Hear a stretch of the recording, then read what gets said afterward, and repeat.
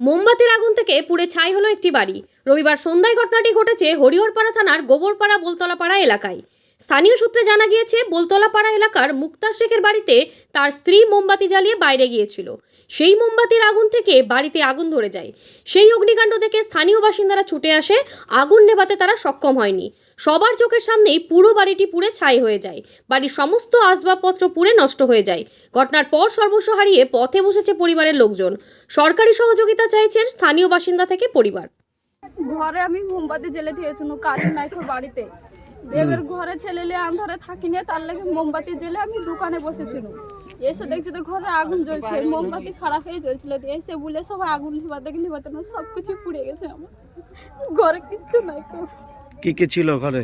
বাক্স ছিল, থালি বাড়ি, সংসারের যত যাবতীয় জিনিস সব ছিল, চৌকি ছিল, বিছান কাঁথা ছিল, সবকিছু পুড়ে গেছে। কিচ্ছু নাই আমার ঘরে, কোনো জিনিস। এটাই সম্বল নাকি? এটাই আমার সম্বল। চেষে খাটা আমি মানুষ ঘর বাড়ি করতে পারিনি, লোকের কাছে বাস বাক্কাটি যে ঘরখান আমি তুলেছি। এখন আমার কাছে কিছুই নাই, সব আমি এখন হারিয়ে ফেলেছি। এখন কি চাইছো তুমি? কি চাইবো? তোমরা যেটা ভালো বুঝবে। তোমরা যদি ভাবো না এই মানুষটাকে সহযোগিতা করবো তাহলে করতে পারো। আমার এখন ঘর বাড়ি না, এখন ঘর বাড়িতে আমি থাকবো, গতি থাকা তোমাকে স্থানীয় জায়গা লাগবে। সুনিতা, মুর্শিদাবাদের সর্বকালের সেরা এবং ঐতিহাসিক বস্ত্র প্রতিষ্ঠান।